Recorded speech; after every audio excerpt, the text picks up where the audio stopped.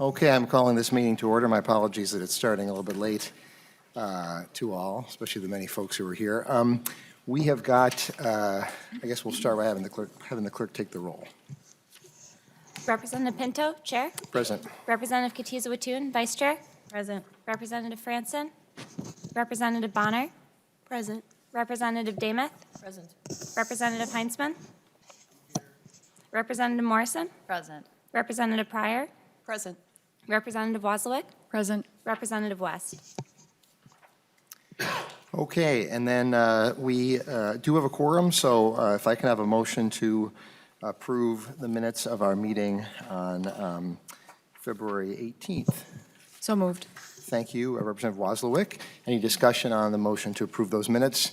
Hearing none, all in favor, say aye. Aye. Any opposed? Okay, we've had the minutes approved. We have Representative Kotyza-Witthuhn up at the testifiers table, and Representative, you have an author's amendment to the bill. If I wonder if you'd like to have Ms. Mock just explain what's in that, or if Representative, you'd like to do that? Yes, yep, I will Okay. move the amendment, but then let Ms. Mock speak to it. Thank you. Okay, I'd like to have Ms. Mock do it. Okay. So Ms. Mock, if you can just let us know what's in the A5. Thank you, Mr. Chair, representatives. So we're looking at the A5 amendment, and the first lines 1.3 through 1.6 are a change to Article 1, Section 1, the home visiting program. And the change is that any grants awarded on or after July 1st, 2020 will be awarded according to the new statutory language, which is in the DE5. So that provides that those grants will be for both evidence-based and evidence-informed grants, rather than just evidence-based programs only. The second change is for Article 2, Section 3, which amends the kindergarten readiness assessment language and removes a word that's obsolete, representative, given that the DE5 makes the assessment required for all incoming kindergartners. The third change is to Article 2, Section 5, which amends program eligibility for the early learning scholarships. And it provides that the requirement to have a 3- or 4-star rating goes into effect at such time when 40% of the programs eligible to be rated have received ratings. So rather than going into effect July 1st, 2022, it'll go into effect when when 40% of programs have received a rating. The fourth change is to Article 3, Section 1, which removes the effective date for the changes to the CCAP rate. So that's the statewide, going to the statewide rate and going to the most recent market rate survey. So instead of an effective date of September 30th, 2020, that section will become effective July 1st, 2020. The fifth change is for Article 3, Section 10, which amends the language appropriating money for child care grants to clarify that the grants can be used for direct subsidies for child care business employees. The sixth change is also to Article 3, Section 10, and it's just a technical change to make up for my clumsy fingers. And the seventh change is also Article 3, Section 10, and amends the appropriation to the Minnesota Initiative Foundation to remove a component of a requirement regarding how the Minnesota Initiative Foundation can use its grant funds. Thank you, Ms. Mock. As I review these, they seem largely clean up. It seems like the one exception is the one to page 8, line 22, that just makes the adjustment for when programs with 3 and 4 stars are required are only eligible for scholarships. And I recall Ms. Cunningham mentioning that in her testimony the other day, or with that proposal. Anything further you want to add about the amendment, Representative Kotyza-Witthuhn? Okay. Any questions then anybody has about the amendment? Okay, so then all in favor of approving the author's amendment, the A5, please say aye. Aye. Any opposed? Okay. So that has been added to the bill.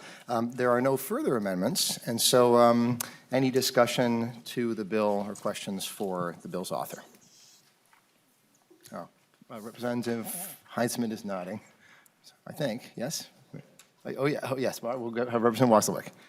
Thank you, Mr. Chair. I'm wondering, I think this came up in discussion maybe Tuesday evening, but I'm wondering if there could be maybe some clarification around the single rate that we've talked about. I think that would be good to have some background on that if someone could provide that.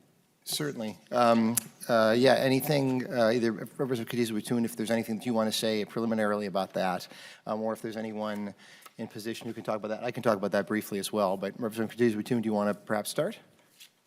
Thank you, Mr. Chair. Essentially, right, currently, there's two separate rates, one for kind of the metro area, one for greater Minnesota, based on cost of living, a variety of different things. And the costs of running a childcare business are largely the same across the state. But of course, when we adjust the reimbursement rate for providers in greater Minnesota, that's to a lower cost of living level, they're not getting basically as much money as they should be getting, given that it costs almost the same to run a business in that area. And this is, Representative Wasselwick, this is used in a number of other states, including New Mexico, but I know some other states as well. And so, right now, the rates are set on a survey that's geographically based, as Representative Kotyza-Witthuhn mentioned.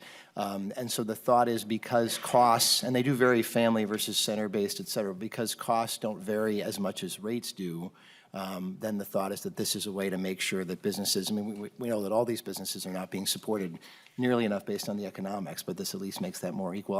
I should note that this is quite a greater Minnesota-friendly proposal that comes out of this. So anything further, any questions on that? Okay. Anything further anybody has for now? Okay, so then I think Representative Heintzman, you're up. Thank you, Mr. Chair. Sure. So I'm going to start with a constituent question that I received. In Crow Wing County, in the last decade, we've lost half of our providers, or half of our capacity would be a more accurate way to state that. And they asked me if today's bill had any regulatory reductions or other functions for those providers that found the system to be so complex and so frustrating as time has gone on that they left the child care industry. That might not be the best way to put that, but it is on one way or another a business. Can you show me any regulatory reduction in the bill? I read it. I couldn't find any, so I'm wondering. Sure. Representative Kotyza-Witthuhn. Thank you, Mr. Chair. Thank you, Representative Heintzman, for that question. Are you speaking specifically to one of the programs, scholarships, childcare assistance, or just in general regulatory reform? Representative Heintzman. Thank you, Mr. Chair.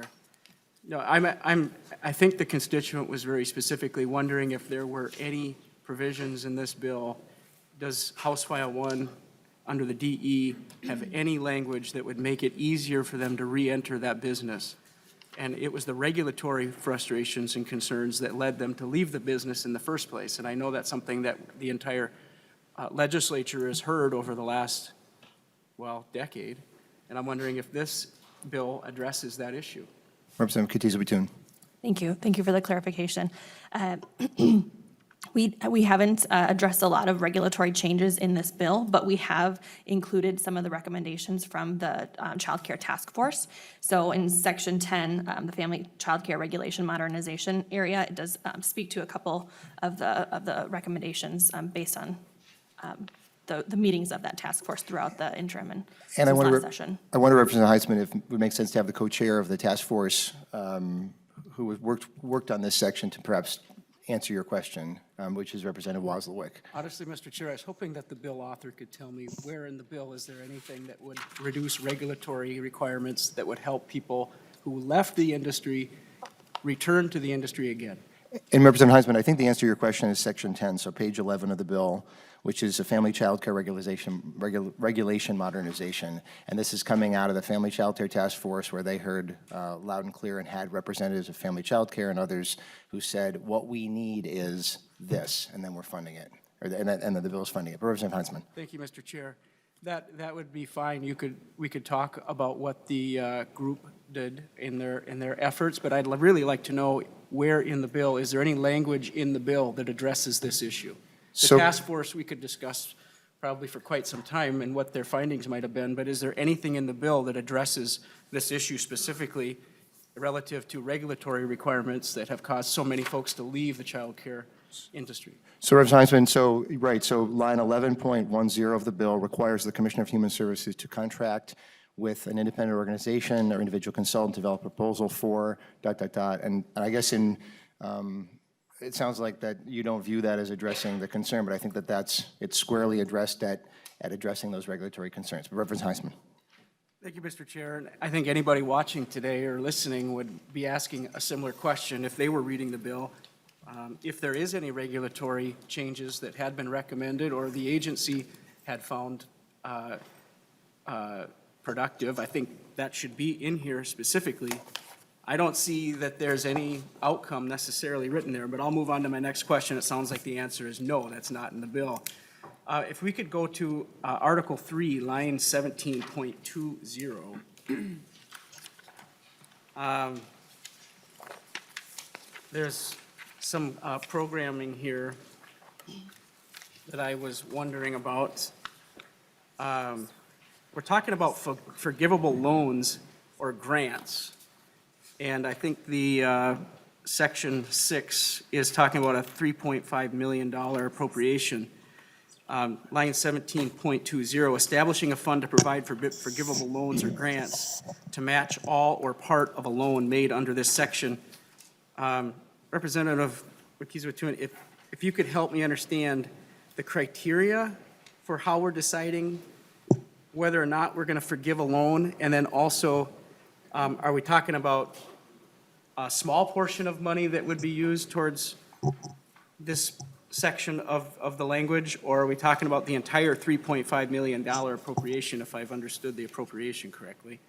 Maybe you could help me out. Representative Kotyza-Witthuhn. Thank you, Mr. Chair.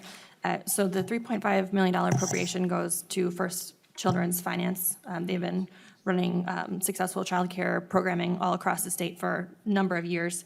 And I believe this is a piece of their program that they are able to work with providers as necessary, and sometimes businesses fail. I mean, and we know this, so they want to be able to not necessarily require a complete payback, as I understand it, from the childcare businesses that don't make it.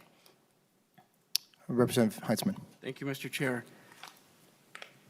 So I don't see any criteria here as to how we're deciding whose loans we forgive or don't forgive. So just so I'm understanding perfectly clear, are you saying any of the businesses that potentially fail, who have received a portion of that $3.5 million, are you saying that any of those businesses then would potentially qualify to have that loan forgiven if they fail? Representative Kotyza-Witthuhn. Thank you, Mr. Chair. Thank you, Representative Heitzman. I guess in 17.24 and following, where it says First Children's Finance must establish the terms and conditions for loans and loan guarantees, including interest rates, repayment agreements, et cetera. That is, we're allowing them to make those determinations. And if you think that we need additional clarification when it comes to specifically the forgivable loans or grants, going forward, we can certainly ask that of them and see if we can include that in the bill, potentially. And just a reminder, they have to make a report back to the legislature down at line 17.30. But Representative Heitzman. I appreciate that, and I will continue to have questions, and maybe the agency could get back and explain maybe what that criteria there, maybe they have it already written, maybe they're just going to be establishing that. Either way, that's a real question mark for me. I'm not clear on why that would make sense. The other question that I had, Representative, was we've had House File 1 in the possession of this committee, I think, since last January, so well over a year. And this is a finance committee, and I'm wondering at what point we could hope to see a fiscal note. Representative Kotyza-Witthuhn. Thank you, Mr. Chair. Thank you, Representative Heitzman.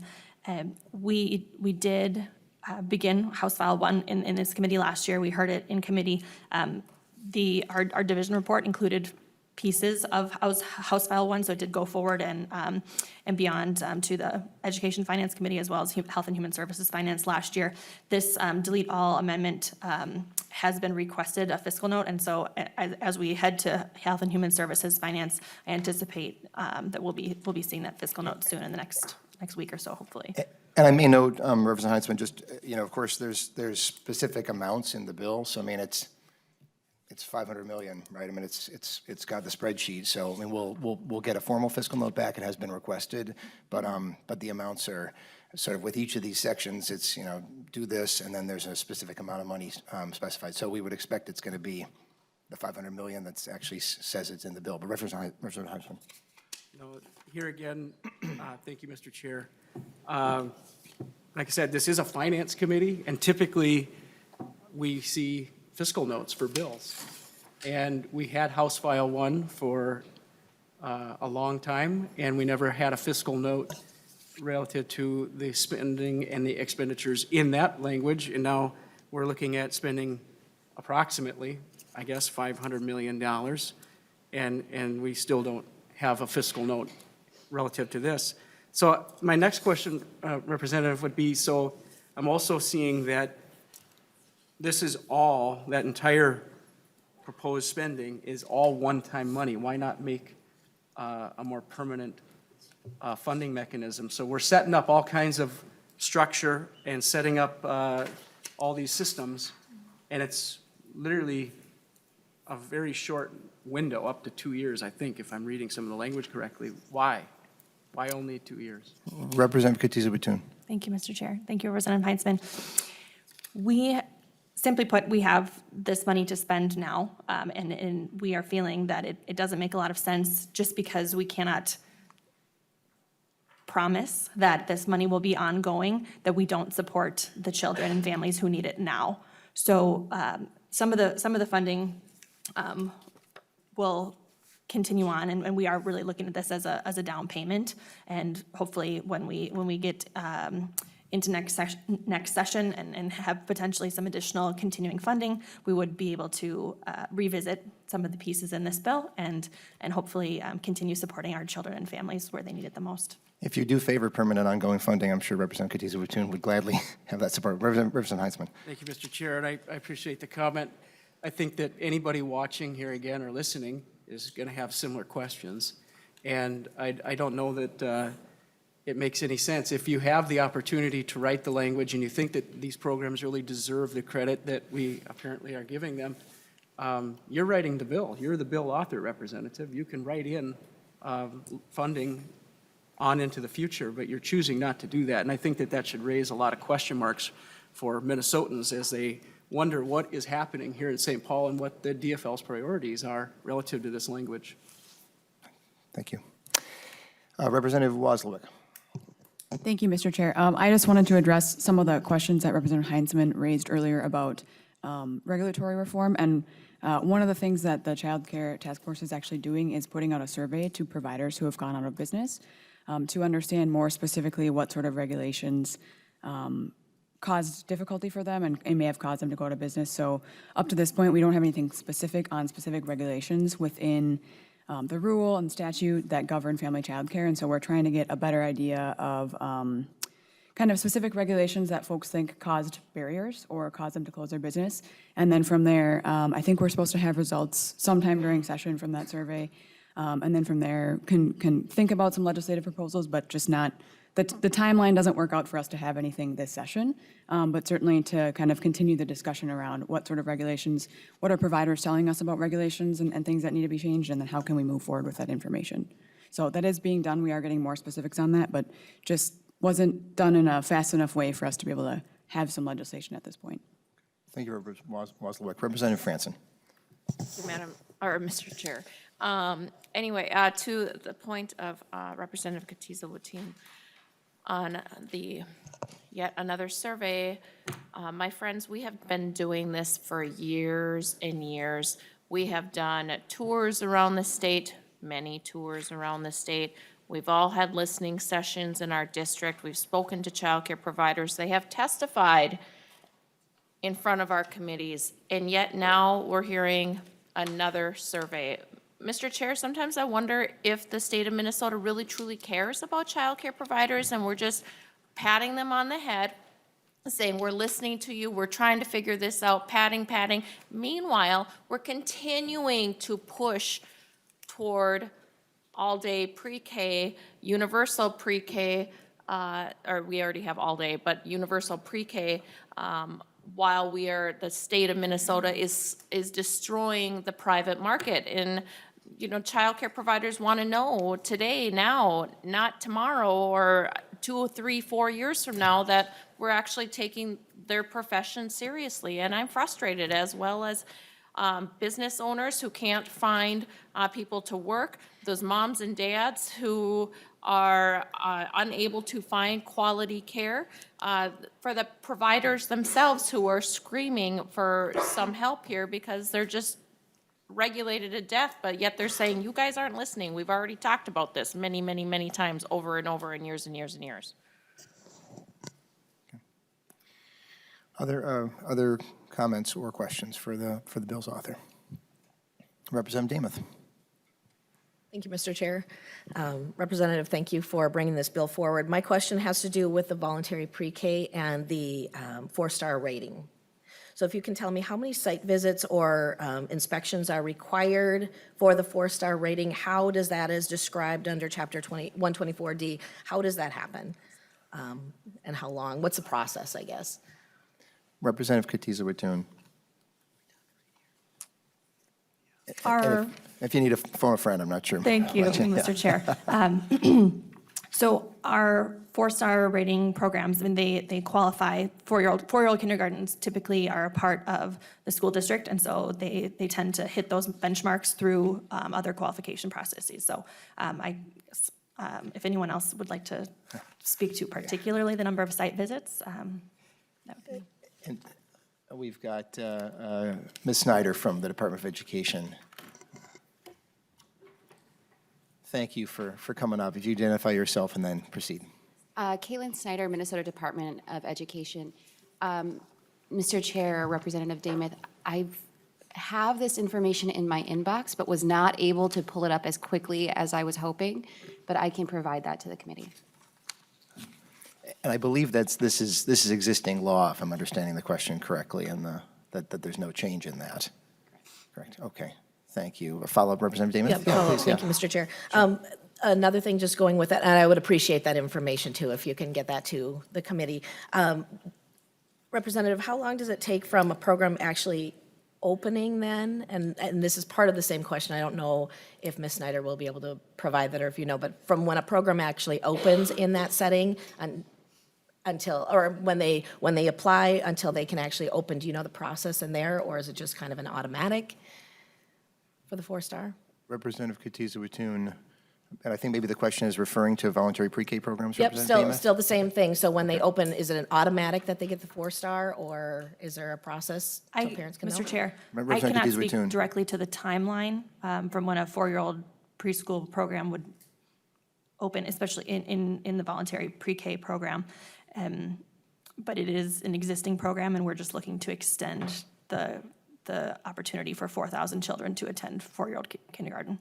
I guess to clarify, because this is not adding any new children in voluntary pre-K, it's existing programs, just to be sure. But Representative Demuth? That's it. Thank you. That's it. Okay. Other questions or comments anybody has? Representative Morrison? Thank you, Mr. Chair.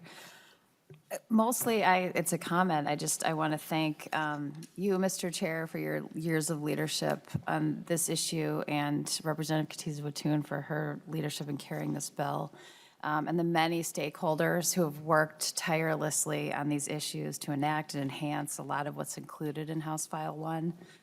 We've known a long time about the importance of the first years of life, and to finally see it prioritized in this bill is a very exciting and hopeful statement, I think, about the future of our kids and the future of our state. So really just a thank you. Thank you, Representative Morrison. Anything else from members? Representative Pryor. Thank you, Mr. Chair, and thank you, the author, Representative Kotyza-Witthuhn. We talked about constituents this morning, so I went to a program a couple weeks back, and actually our chair was on the panel discussing it. And it was done, it's a preschool. It's actually in Plymouth, and they're in the Wayzata School District as they graduate the program. But they've been around for decades, and they have part of their mission, it's based at a church. Part of their mission is to serve, people that basically can't afford childcare. Because they want to work, but we know that the economics of it doesn't work. That one adult can take care of only so many children. And we're not talking, and so when we talk about regulation, that's the regulation that that we can't, as a state, take away. Because, you know, in a family, they do get spaced out unless you have the triplets, and we know that happens, and if you had another kid, and then you need help. So one adult can only take care of so many children, and that's, you know, and that's what this childcare facility has been working with and struggling with, and they get, you know, they get state money for scholarships, and they use the child care assistance program, and then they use private funds to keep pouring into this program to sustain it and to keep providing high-quality child care to the neediest, as well as the other kids in the community that also need child care, the middle-class families. And they heard about this bill, and one of my constituents is on the board, and he said, you know, they were so excited to know what we were doing, because they know on the ground this is going to matter to children's lives, and they know that kids can't wait.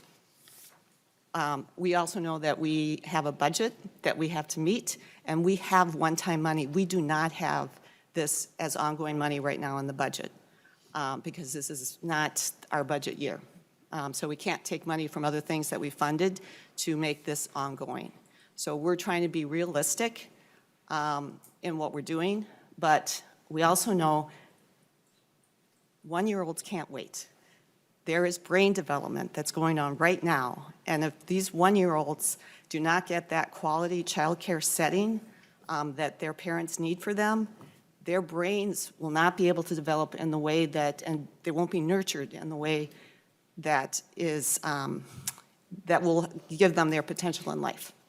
And if that one-year-old is not given that quality education, that quality experience, they will always have to be coping with what they missed.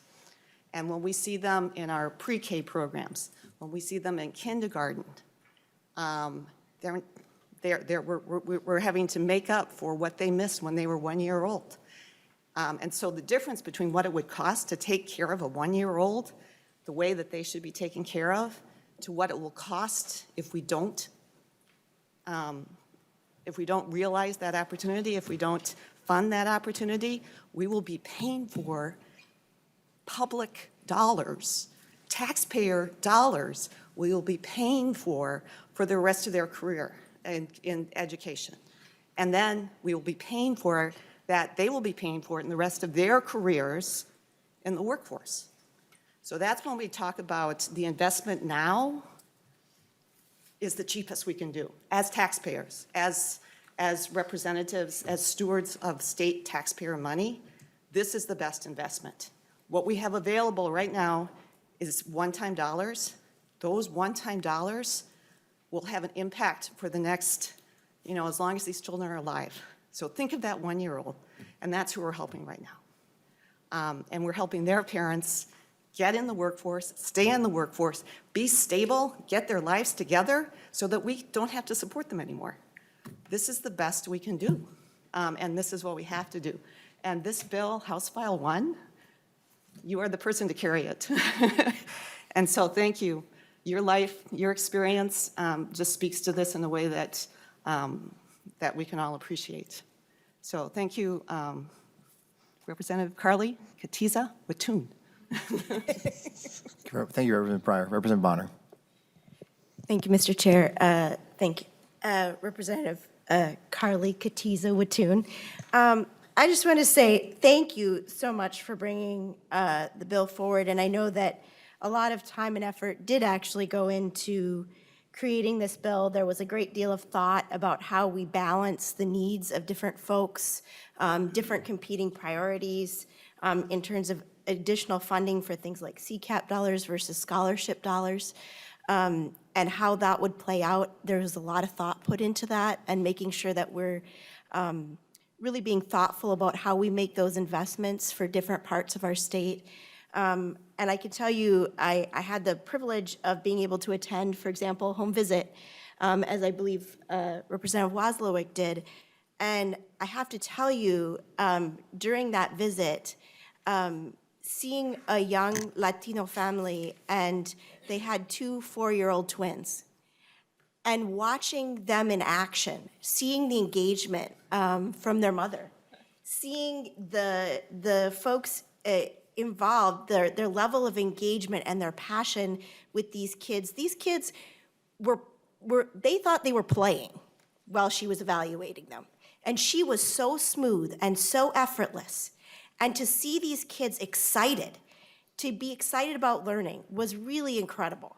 And I think that this is a family, in all fairness, that might not have always had this opportunity to get that good start in life.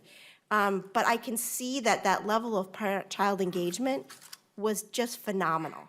And it was really fantastic. And I think, when I talk to folks in my own community about how we do more, we know, we've heard tons of testimony, which we won't go into today, but the reality is we know that these first early years, we're developing these little minds, these incredible little sponges that have so much potential. And while you're right, we would love to work with our friends on the other side of the aisle, and if we have the budget dollars to continue this, we would love to continue and to make these dollars permanent. But the reality is that these kids, as Representative Pryor mentioned, they're only young once. Those little developing minds only get one shot. And so anything that we can do to add to that and give a few more children that opportunity to really succeed in life, to be successful, to lead healthy, happy lives, to love education. I think those are all extremely admirable goals. And even if we can't save them all, we're gonna do our darndest to save as many as we can. And I think that's important. And I think the people of Minnesota appreciate that. And I know the folks in my community do. So I am actually really proud of this piece of legislation. And I hope that down the road, we will be able to work with Representative Heinzman, Representative Demuth, and the chair to actually find ways to extend this financing into the budget so that we can make those critical investments when we get the best return on investment. Thank you. Thank you, Representative Bonner. Representative West.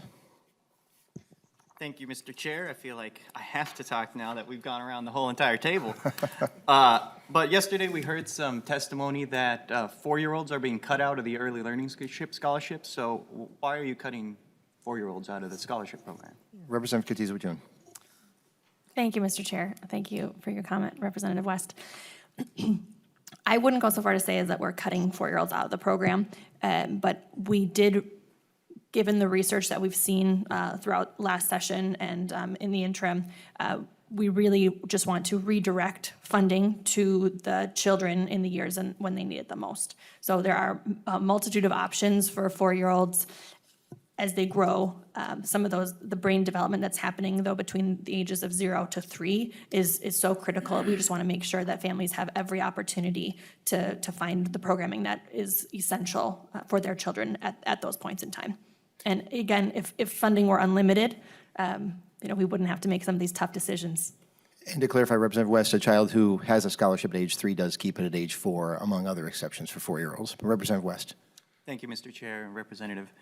But the concern here is with early learning scholarships, the parents have choice and a lot more flexibility, and that's the beauty of the program. So having them not be able to, you can expand it, getting more funds to earlier years, I can get behind that, but narrowing funds for the best program that I hear about from people from my district for where they can go, I don't think is a good idea. Okay. Thank you, Representative West. Okay, Representative Kotyza-Witthuhn, we're going to give you the last word, but first, I'm going to get the second to last word. Just because I want to note that this is going to be an ongoing debate, I know, in future committees and on the House floor to discuss this. I just want to make sure to acknowledge that we are in the middle, as Representative Pryor said, we're in the middle of our budget cycle. And we're in a position now where our choices with the funds we have available are that we could not invest at all. And what I'm not hearing from anybody, as I don't think somebody could say this, is that our child care economics are working well, that in fact there's not a need, that there's not a need to increase payment to providers, and not a need to support parents and have the rates that are paid go down, and not a need to support early learning in various ways. So it seems like not investing at all is not an option. As with other folks, I'd be delighted in the future when we are able to write a 2-year budget to get the support of our friends on both sides of the aisle to continue. But in the meantime, what we know, as has been said, is that we have an opportunity with funds that are available to make a difference in a child's life, and in fact in many children's lives. And we know just common sense and just to each of us personally, that when you make that difference in a child's life, that can pay off for a long, long, long time to come. So if the concern regarding sort of being responsible about this is the thought that we should be spending more on this in future years, my goodness, I will be delighted to have that discussion and to have the support in doing that. I will also note Ms. Snyder from the Department of Education, I gather, has already sent to all of us the information that was requested by, I think it was Representative Damas, so just we have that. Representative Kotyza-Witthuhn, and I'll just, oh my goodness. So then we're going to have Representative Franson speak, and then Representative Kotyza-Witthuhn. Representative Franson, my apologies. Didn't No realize that you were on the worries. list. I'm easily forgettable. Didn't realize you were on the list. Thank you, Mr. Chair. House File 1 was introduced on January 10th, 2019, heard in this division on March 7th, 2019, and again this week. In more than a year, no fiscal note has been produced or provided for this bill as introduced. The DFL leadership promised honest proposals, promoting the values of the majority caucus. But when you cannot even estimate the costs of your own proposals, that, my friends, is not very honest. And House File 1, as amended by the DE5, lacks the honesty our constituents deserve. This bill is framed as a down payment with no promise or plan to follow up with additional funding next year to maintain the large increases in the provider rates, eliminating the CCAP waiting list, or sustaining the growth in the early learning scholarships. The only promise of additional long-term funding is to the teachers' union, with a permanent extension of funding for the voluntary pre-kindergarten program. That is your number one priority. The special interests, not the children or the parents who will be teased by this one-time funding. But let's be honest. This bill is largely a gimmick to give the appearance of taking the issue of early learning and childcare seriously. The $190 million in one-time funding for CCAP is mainly for a one-year provider rate increase. That is a dangerous bait and switch unless the 2021 legislature votes to fully fund this one-time increase set by the commissioner, or providers will see a dramatic rate cut. That's unfair. The providers already suffer from low pay, but don't add insult to injury with the illusion of dramatic funding increases that are not sustainable. There was an opportunity for bipartisan support for the early learning scholarships that are targeted based on need and free of the rampant fraud found within the CCAP program. However, that opportunity is being squandered by redesigning the program and opening a giant loophole to funnel 4-year-olds into voluntary or universal pre-K regardless of need. The opportunity is being squandered in raising a false hope to the sincere advocates with $190 million in one-time funding with no guarantee those funds will be spent in the fiscal year. This money will be dropped into a special revenue account that is not constitutionally protected, and when it remains unspent, could serve as nothing more than a political piggy bank for the 2021 legislature. There are also opportunities for bipartisan agreement on the retain grants and teach grants and other targeted programs that promote parent choice and empower providers with one-time gimmicks. There could be bipartisan support for real regulatory reform and more anti-fraud measures to help restore confidence in a program served, for the most part, by honest, hardworking providers serving honest, hardworking parents. Instead, you are dumping $190 million into a program that remains riddled with fraud, expressing confidence in a reform effort based on a single flow chart. Just last week, we heard testimony regarding dozens of active investigations provider authorizations being terminated, providers being closed, and providers being administratively disqualified, criminal convictions, and more than $600,000 in recovered overpayments. And yet, we still don't have a permanent Inspector General in charge at the Office of Inspector General. We have an OIG with no IG, my friends. With that, Mr. Chair, I have serious doubts, concerns, and objections to this bill, and therefore I move that House File 1, as amended, be tabled. The February forecast will be released next week, and we will learn exactly how much money we have to work with. The Commissioner has not yet made a permanent Inspector General to justify this newfound confidence in program integrity, and we are delaying in the committee deadlines, giving us another week for this bill to work its way through the process. So I urge members support the motion to table, and let's do this bill right. Okay, so there is a motion to table that is now on the table. Any discussion to the motion? All right, I would simply urge members to vote against and keep things, and keep the bill moving. And there we go. So, all in favor of the motion to table, please say aye. Aye. All opposed to the motion to table, say no. Nay. No. Okay, and that motion fails. Okay, so Representative Kotyza-Witthuhn, then you get the last word. Thank you, Mr. Chair. Thank you, everyone, for your participation and suggestions today. We have many committee stops ahead of us in additional finance committees, so I'm confident that you'll see that fiscal note that you're so impatient for. And I look forward to it as well, given what Mr. Chair's statement was, that everything is tied to a specific monetary amount in the delete all amendment of House File 1. I am guessing that it's going to come in right around $500 million. So going forward, I would love the bipartisan support that we're talking of, that we're seeking of. We brought so many variety of stakeholders to the table in consideration in creation of this bill. We equalized the funding for scholarships and child care assistance. So like I said on Tuesday morning, there is no one piece of legislation that's going to make everyone happy, and that is sort of the business of politics that we're in. But we can make incremental change for everyone that needs it, and I think that this bill does a really good job of that. Few providers would express that they go into childcare for the money. I think we can all agree upon that. And when this bill is helping providers who accept child care assistance dollars with the increases in the reimbursement rate, specifically with a shout out to our friends in Greater Minnesota with that one rate across the state, making sure that they get some additional funding where they need it the most. I think that that's making sure that we bring our providers on board. When we look at the research that shows states who have a very, very different regulatory climate that we do here in Minnesota, for example, Wisconsin, there's one graph in particular that I'm recalling from last year, that the lines of Minnesota and Wisconsin go down literally in parallel.